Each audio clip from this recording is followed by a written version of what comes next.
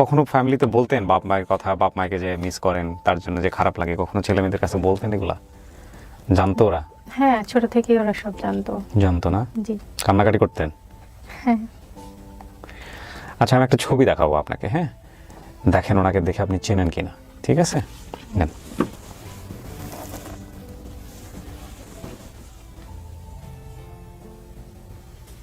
আমি আসলে এত ছোটবেলায় হয়েছে, মানে যে আমার বাপ মায়ের চেহারা পুরাটা মনে নাই?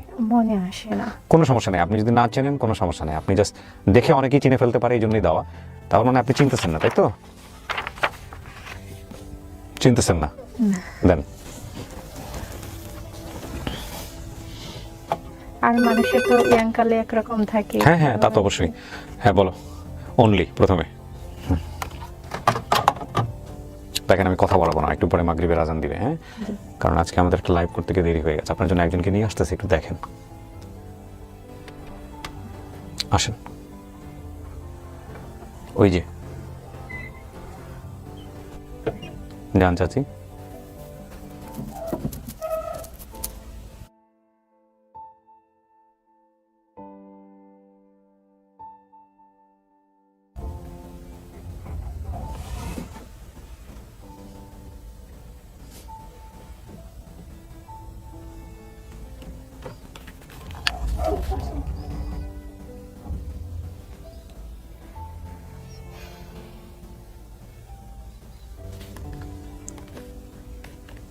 এখন আমি তো অনেক ছোটবেলায় হারাইছিলাম। একটু জোরে বলেন। হ্যাঁ হ্যাঁ। আমি তো অনেক ছোটবেলায় হারাইছিলাম, যার জন্য বাবা মার চেহারা অনেকটা ভুলে গেছি। কিন্তু আমার মনে আছে যে ছোটবেলায় আমারে বলতো যে, আমার 3 বোন ছিলাম তখন, হ্যাঁ। বলতো যে আমি আমার বাবার মতন কালো, আর আমার মা সুন্দর, আমার 2 বোনও সুন্দর। এটা আমার মনে আছে যে আমার মা সুন্দর। উনি তো দেখে শুনে সুন্দরী মনে হচ্ছে। হ্যাঁ, সেটাই আর কি। চাচি, আপনার নাম কি? নূরজাহান। আপনার স্বামীর নাম কি? মুজাফর। আপনার যে মেয়ে হারাইছে সে মেয়ের নাম কি? রুবা। এটা আপনার মেয়ে? কিন্তু মেয়ে তো আপনারা চেনে নাই। অনেকদিন হয়ে গেছে, চিনবে কি করে? মেয়ের কোনো চিহ্ন আছে? আছে, হাতে চিনি আছে। কিসের চিহ্ন? পোড়ার চিনি। কেমনে পড়ছিল? ওই আগুনে সেটকা লাগছিল। আগুনে ছেঁকা লাগছিল? না, কি হয়েছিল ঘটনাটা বলতে পারবেন? চোখারে সেটকা লাগছিল ছোটবেলা। কি করতে ছেঁকা? কেমনে লাগলো? কি হইলো? ঘটনা কি ছিল? ওটা হাতার ওই খেলতে খেলতে ওটা সেটকা পড়ে গেছে। কোন হাতে আছে? ডান হাতে কি বাঁ হাতে ওটা খেয়াল আমার নেই। কোন জায়গায় আছে? কোন জায়গায়? জায়গাটা বলতে এই জায়গায় চিনি। দেখেন তো আছে নাকি। দেখি মা।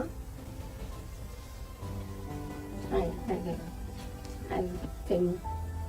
ঠিক আছে এটা? হ্যাঁ। রূপা ঠিক আছে? জি। আগুনে পড়ছে?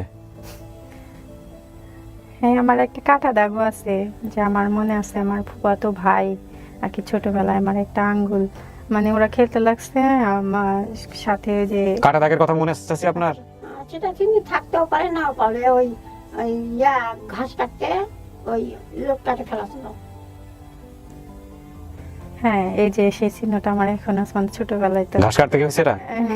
হ্যাঁ, মানে ছোটবেলায় খেলতে যাই আর কি এরকম। ওকে। আমি তো মানে তখন ছোট ছিলাম, ঘাস কাটি নেই, মানে যে ছিল ভাই কাটতে গেছে ওই সময় আর কি। ঘাস কাটার ঘটনা কিনা? হ্যাঁ। হ্যাঁ, ঘাস। দিবা গেছিল। তাহলে তো মিলছে, ঘটনা মিলছে। আরো যদি কোনো প্রশ্ন থেকে থাকে আপনার জায়গা থেকে আপনি জিজ্ঞেস করতে পারেন, কোনো সমস্যা নেই। আর আমার মনে আছে যে আমাদের মাটির ঘর বাড়ি ছিল তখন। আচ্ছা ঠিক আছে এটা? হ্যাঁ। হ্যাঁ, মাটির ঘর বাড়ি ছিল। দাঁড়ান, এই বলো তো, বলো। হ্যাঁ, আমাকে পাঠাও।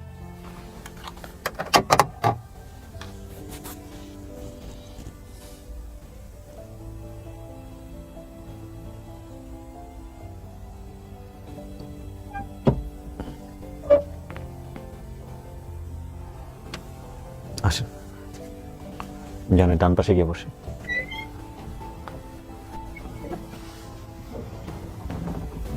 বসেন, ডান পাশে বসুন, ফাঁকা জায়গায় বসেন। এইখানে দেখেন, আপনি ডান পাশে, ডান পাশে আসেন, এখানে বসেন।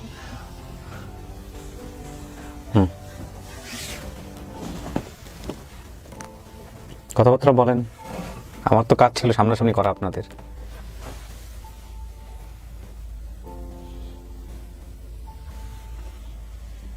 কে এটা আপনার? আমার বোন এটা। আপনার বোন? জি, আমি বড়, সে মেজ।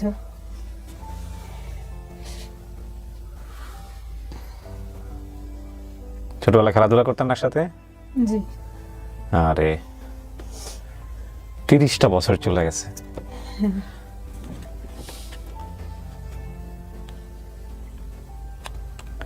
বাপ মায়ের ঝগড়াকে কেন্দ্র করে জি, সবচেয়ে বড় খেসারত দিছে এই মেয়েটা। বাপ নিয়ে আসছিল, সাথে রেল স্টেশন পার হতে গিয়ে ট্রেনে উঠে গেছে, এখান থেকে হারা গেছে। 30টা বছর জীবন থেকে চলে গেছে।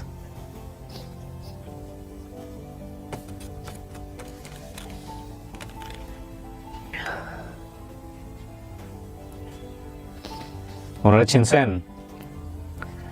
উনি তো আপনাকে বোন মনে করে আসছে। আপনার নাম কি? অর্জুন। আরজুমনি। এই সেই আরজুমনি যার কথা আপনি মনে রাখছেন।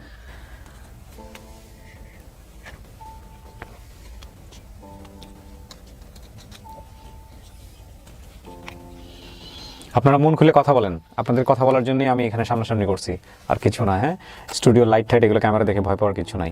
এই ভদ্রলোকটাই আপনার বাবা, উনি বেঁচে আছেন, উনি অসুস্থ, আসতে পারেন নাই। তো সে হ্যাঁ, মানসিক সমস্যা হয়েছে। মানসিক সমস্যা হয়ে গেছে। দেখেন, যাদেরকে ছবি দেখাই তারা সাধারণত বেঁচে থাকে না, কিন্তু সৌভাগ্যবশত আপনার বাবা এখনো বেঁচে আছে। জি, আপনি চাইলে ওনার সাথে গিয়ে দেখা করতে পারবেন, এটা আপনার কপাল। 4 মাস হয়েছে মানসিক সমস্যা হয়েছে। আপনার গ্রামের নাম চাপাডাল, ঠিক আছে? চাপাডাল হচ্ছে, আপনি বলছিলেন গ্রামের নাম, আপনার চাপাডাল 8 নম্বর ওয়ার্ড, জামালগঞ্জ, বদলগাথি, নওগাঁ হচ্ছে আপনার বাড়ি। আমার বাড়ির পাশেই, বগুড়ার নওগাঁ কিন্তু খুব কাছাকাছি। জি, উত্তরবঙ্গ, উত্তরবঙ্গের মানুষ আপনি। বড় বাবার নাম আরশাফ, মামাতো বোন ফাহিমা, এগুলো সব মিলছে। আরজুমনি, হাসি, যা যা নাম বলছেন সব মিলছে। আপনার নানা বাড়ি কি রামসাপুর? জি, এটাও মিলছে, সব মিলছে।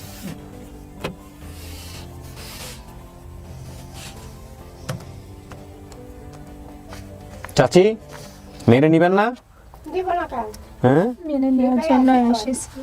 নিবের জন্য আসছেন? জি, কথায় মিলিছে দেখে তো আমরা অত দূর থেকে। আপনারা খোঁজ করছিলেন? জি, কোথায় কোথায় খোঁজ করছিলেন? আমার বাবাই হারে যাওয়ার পর, যে আমার বাবা 3 দিন অসুস্থ ছিল, হ্যাঁ, অসুস্থ যখন সুস্থ হয়েছে তখন আবার সে আমার বাবা নানার বাড়িতে এসেছে। যে মনে ভাবছে যে নানার বাড়িতে হয়তো ফেরত দিয়েছে, হুম, এর জন্য নানার বাড়িতে আবার এসেছে। নানার বাড়ি যায় দেখছে সে নাই। তারপর আত্মীয় স্বজনদের বাড়িতে খোঁজ করতে, তখন আমার এক চাচা ছিল, সে ওই যে হাটে হাটে ওই মাইকিং করে জিনিস বেচছিল, ওখানে ওকে বলেছে, সে মাইকিং করেছে হুম, এবং কপি করে করে, যে ঠিকানা সহকারে কপি করে করে জায়গা জায়গা দেওয়ালে মারে দিয়েছে। এগুলা কাজ আমার বাবা করেছে। আবার সে নাকি পেপার পেয়েছিল। একের সময় সে 40 দিন পরে আমার বাবা ঘর বন্ধ করে রাখিছিল এক হুজুরের থেকে তাবিজ নিয়ে এসে। 40 দিন পার হওয়ার পর সে বাড়ায়নি, আবার ওই হুজুরের কাছে যাই বলেছে। হুজুর বলেছে যে বস্তায় মাটি দিয়ে চাপা রাখো। আবার আমার বাবা আবার বস্তায় মাটি দিয়ে আবার 40 দিন পর্যন্ত আবার সে চাপা রাখো। এগুলো শিরক। ঘরে আমরা কোনোদিন যাইনি। ওই চাপাতে রাখতে বলতে কোনদিন যাওয়া যাবে না, না। এগুলো শিরক, শিরকের পর্যায়ের পাপ। প্রথম কথা হচ্ছে এটাই, হুজুর যেটা বলছেন এটা উনি শিরক পর্যায়ের পাপ করছেন। আমি ভাই রিলিজিয়াস স্কলার না, আর যতটুকু শুনি জানি এগুলো করা উচিত না, এগুলো ভয়ঙ্কর রকমের কুফরি, এগুলা কোনোভাবেই করবেন না। এবং আল্লাহ কিন্তু দেখেন, আমাদের কোরআন শরীফের যে রুকায়া পদ্ধতি বা রুকিয়া যেটাই বলি না কেন, সেখানে বেশ কিছু ফিক্সড কিছু নিয়ম করে দেওয়া আছে। আমরা আসলে সোশ্যাল মিডিয়াতে, ইউটিউবের যুগে, ফেসবুকের যুগে এতটা অন্ধ থাকলে চলে না, ওনারা হয়তো এভাবে অ্যাক্সেস করতে পারেন না। সেখানে কিছু দোয়া কালাম আছে, আল্লাহর কাছে সাহায্য চাওয়ার কিছু নিয়ম কারণ আছে। হুজুরের কাছে আপনি যেতে পারেন পরামর্শের জন্য, কিন্তু হুজুর যদি বলে এইটা করেন, এটা করেন, ফুফা ঠিক আছে, কিন্তু এই যে মাটি চাপা দিয়ে রাখো ওটা করো, তারপরে যে ভাতের মধ্যে দুব্বা দিলে দুব্বা সিদ্ধ হয় কি না হয় এটা চেক করো, তারপরে যে ঢোল নিয়ে এগুলো ঘোরাও গ্রামে গ্রামে গিয়ে, না, এগুলা করিনি। কিন্তু ওই যে ভাতের মধ্যে দুব্বা। কে যেন বলেছিল হ্যাঁ, যে ভাতের মধ্যে দুবলা দিয়ে সে বেঁচে আছে কি মারা গেছে এটা বোঝা যাবে। হ্যাঁ, এগুলো কাইন্ড অফ শিরক, এবং শিরকের গুনাহ কিন্তু আল্লাহ মাফ করেন না, এগুলো করা যাবে না। হ্যাঁ, এগুলো ভয়ঙ্কর রকমের অন্যায়। এবং যারা এই কাজগুলো করেন, দেখেন যারা এই কাজগুলো করেন তারা মূলত মানুষের দুর্বলতার সুযোগ নেন। আর আমরা সাধারণত যখন একেবারেই কোনো কিছু পাই না, যখন একেবারেই সম্পূর্ণ রকমভাবে হোপলেস, হেল্পলেস, তখন আমরা এই সব জায়গাতেও যাই যদি উপকার হয়। এগুলো করা যাবে না, হ্যাঁ। এবং সাময়িকভাবে অনেকে উপকার পেতেও পারেন, কারণ যেহেতু শয়তানের মাধ্যমে অনেক কিছু সম্ভব, শয়তানের মাধ্যমে হ্যাঁ। মানে ওগুলা মানে যে কিন্তু এইটা ভয়ঙ্কর রকম ভাবে ক্ষতি, জিন খারাপ কাজ দিয়ে অনেক সময় অনেক কিছু করেন। তো এগুলো যাওয়া উচিত না। আর বিশেষ করে আমার এই কথাগুলো বলার একটাই কারণ, সেটা হচ্ছে বাচ্চা হারাই গেলে গ্রামের মানুষজন অনেকে এই কাজগুলো করেন, কবিরাজ বা অমুকের কাছে যান, কারণ ওনারা তো ভয়ঙ্কর রকমভাবে অসহায় থাকেন ওই সময়টাতে। যে যা করেন শুধু আল্লাহর কাছে বলবেন, নামাজ পড়ে আল্লাহর কাছে বলবেন, আল্লাহ আপনার বাচ্চাকে আপনার কাছে ফিরাই নিয়ে আসবে। এটা এক ধরনের পরীক্ষা ছাড়া কিছুই না। কি করবেন রুবা?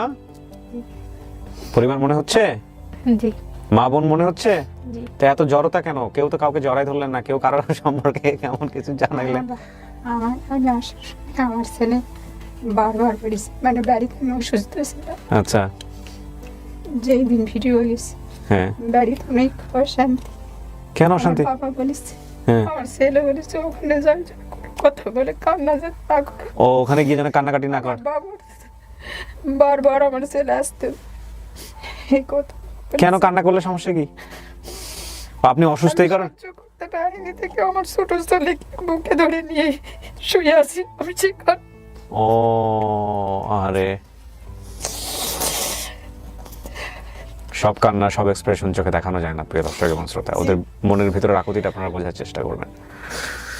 রুবা, আপনি মানতেছেন ওনাদেরকে? হ্যাঁ, জি ওনাকে বড় বোন মানছেন আর ওনাকে মা মানছেন? জি। উনি ওনার ছেলেকে সাথে করে নিয়ে আসছে, আপনারা বাইরে গেলে দেখতে পাবেন। প্রিয় দর্শক এবং শ্রোতা, আলহামদুলিল্লাহ আমরা আরেকটি সফল পর্ব করলাম। ইদানিং আমরা সংখ্যা বলছি না, কারণ এই 300তম পর্ব করার পরে বেশ কিছু পেন্ডিং ভিডিও রেজাল্ট চলে আসছে যেগুলো পজিটিভ। সব কিছু মিলিয়ে আমরা একবারে প্রকাশ করে একটা নাম্বার জাম্প করবে, অলরেডি হয়তো 312, 15, 14 এরকম হয়ে যাবে করে, তারপরে আমরা কন্টিনিউয়াসলি আবার সংখ্যা বলা শুরু করবো ইনশাল্লাহ। তো আলহামদুলিল্লাহ আমরা রুবাকে প্রায় 30 বছর পর তার পরিবারের কাছে ফেরাতে পেরেছি। আলহামদুলিল্লাহ, আলহামদুলিল্লাহ এবং আলহামদুলিল্লাহ এগেন। আল্লাহ আমাদেরকে এরকম কাজ করার তৌফিক আরো বেশি বেশি করে দিক। ফি আমানিল্লাহ। জি, সবাই আছে রেডি? বেরোচ্ছে, একটু ক্লিপটা খুলেন। আসুন, যান চাচি।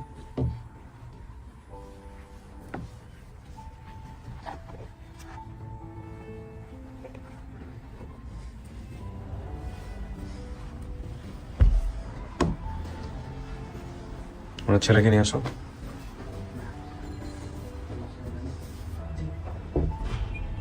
আপনার মা তো ফ্যামিলি পাইছেন? এর ছেলেই হচ্ছে ভিডিওটা সন্ধান দিছিল আপন ঠিকানার, হ্যাঁ। আর এই ছেলেই হচ্ছে সে নিয়ে আসছিল। দেখ আমার কাজ শেষ, আপনারা আপনাদের মতো করে কথা বলেন। মেম্বার সাহেব আসছেন, ধন্যবাদ। উনি মানছে আর কি, উনি দেখে চেনে নাই, বাবা বা মা কাউকে দেখেই চেনে নাই, কিন্তু ঘটনা শুনে উনি সবকিছু মানছে, হ্যাঁ। এই হচ্ছে বিষয়। আর আপনারা তো এই যে আপনার এক ভাই যাকে আপনি দেখেনি নাই, আপন ভাই, হ্যাঁ, সে হচ্ছে, আপনি শুনছেন জন্মের পরে ওনার কথা শুনছেন? জি হ্যাঁ জি।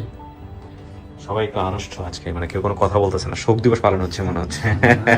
আজকে তো আনন্দ, হ্যাঁ এটা হচ্ছে হ্যাঁ। তো আলহামদুলিল্লাহ, ঠিক আছে, আপনারা কথা বলেন, আমার ক্যামেরার সামনে হয়তো আপনারা অনেক আনুষ্ঠ, মিষ্টিমুখ করো সবাইকে, ঠিক আছে? তো ভাই ভালো থাকেন, আপনারা সবাই আসছেন কষ্ট করে, মেম্বার সব সহ পুলিশ সাহেব সবাই ভালো থাকেন, হ্যাঁ। জি আলহামদুলিল্লাহ, শেষ করে আসসালামু আলাইকুম। বসেন, একটু ছোট কিছু ফর্মালিটিস আছে, একটু বসেন।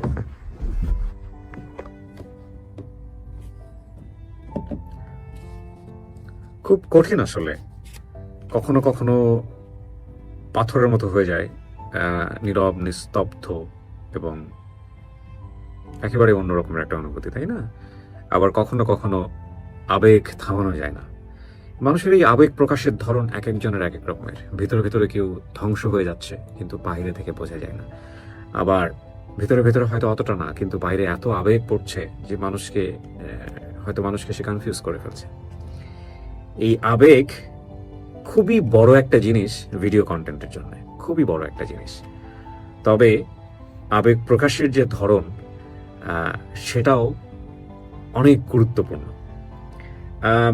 আমি সবসময় যে কথাটা বলেছি, আপন ঠিকানার কোনোদিন কোনো ভিডিওতে কোনো কিছু ইম্পোজ করা হয়নি, যেভাবে হয়েছে যা হয়েছে সেটাই উপস্থাপন হয়েছে। এটাই আমার কন্টেন্টের সৌন্দর্য। আলহামদুলিল্লাহ, আমি কোনোদিন কোনো কিছু আরোপিত করিনি, করার চেষ্টাও করিনি, কারণ আমি দেখিয়েছি জীবন যেরকম সেরকম ভাবেই। তো আজকের এই ভিডিওটা অনেকেরই হৃদয় ছোঁবে না, কিন্তু আপনি যদি এই বড় বোনের কথাগুলো, শেষের কথাগুলো একটু মনোযোগ দিয়ে শোনার চেষ্টা করেন, দেখার চেষ্টা করেন, বোঝার চেষ্টা করেন, ওদের নীরব কান্নাগুলো যদি বোঝার চেষ্টা করেন, তবে এটা ঠিক 30 বছর পরে এই যে ফিরে যাওয়াটা, সেটা অন্য সব ভিডিওর মতোই অসাধারণ। অনেক ভালো থাকুন। আজকের মতো এখানেই শেষ করছি। আরও বেশ কিছু আপডেট ভিডিও একের পর এক আসতে থাকবে ইনশাল্লাহ আপনাদের দোয়াতে। সবাইকে আল্লাহ ভালো রাখুক, বিপদ মুক্ত রাখুক, নিরাপদে রাখুক, সেই দোয়ায়। আসসালামু আলাইকুম।